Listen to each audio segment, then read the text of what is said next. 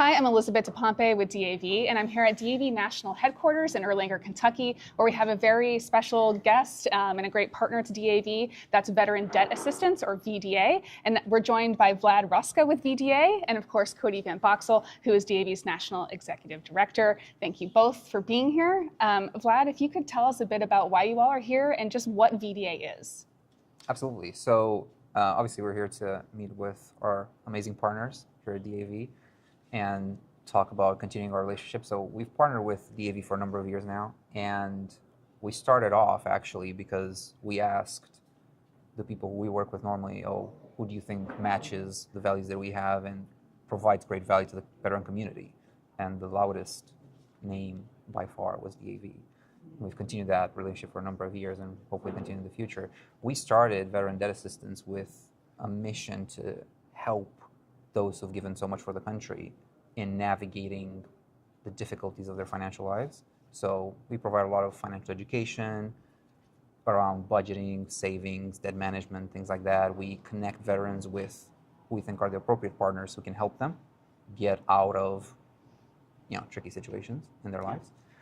And we try to do that with as much impact and integrity as possibly can, which I think matches a lot the values and the mission of DAV. Yeah. So I know VDA has sponsored and attended DAV Patriot Boot Camp, our program for entrepreneurs, our national convention, and our homeless veterans stand down. What does being part of these initiatives mean for you and for VDA? So it's an amazing opportunity for me and the team to meet the people who are helping, to be on the ground and talk to veterans and understand their situation, their lives, and how sometimes small gestures like giving out a pair of socks at homeless stand down can have such a massive impact on the community. And I think that just brings it home for us and makes it a lot more real. Yeah. So it's been an amazing experience. And so now VDA is extending their support to DAV Caregivers Support, which we'll talk to Cody a bit about. Tell us why, what motivated you all to be sponsors and partners with that program? It's a really great question. I think one thing we've learned helping veterans and talking to them is just how much their families are involved, how much their caregivers are involved in all elements of day-to-day life, obviously in the financial sense as well, and helping manage,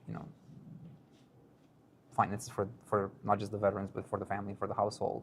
So when we talked to DAV and heard about this program, it just felt exactly aligned to what we're seeing happening and where we see a lot of help being needed.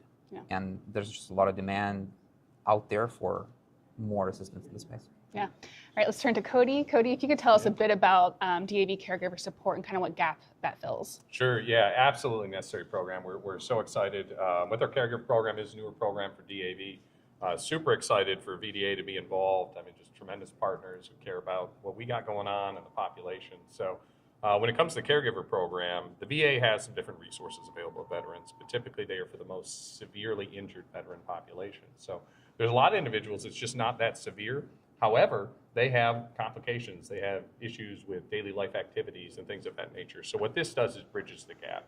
So for somebody who has somebody at home, or you're a veteran caring for somebody, this can help you find resources that'll help you be successful in that endeavor, really guide you through that journey with everything you got going on. Yep. And you can learn more at davcaregivers.org. You'll find more information. You also find the intake process there. It's pretty simple and straightforward. And then the resources are really tailored to your needs and to your location. So it's really great. So VDA was here not just to meet and see you all, but also presented a check to DAV for $100,000. Can you tell us what that means to you and to DAV and for programs like DAV Caregiver Support? This is so huge. Let me start with something, and Van alluded to this when talking about DAV. DAV doesn't just look for partners who are willing to give us money. I mean, frankly, we turn down partnerships because they're not aligned with our values and our ethics and what we think is most important. VDA is.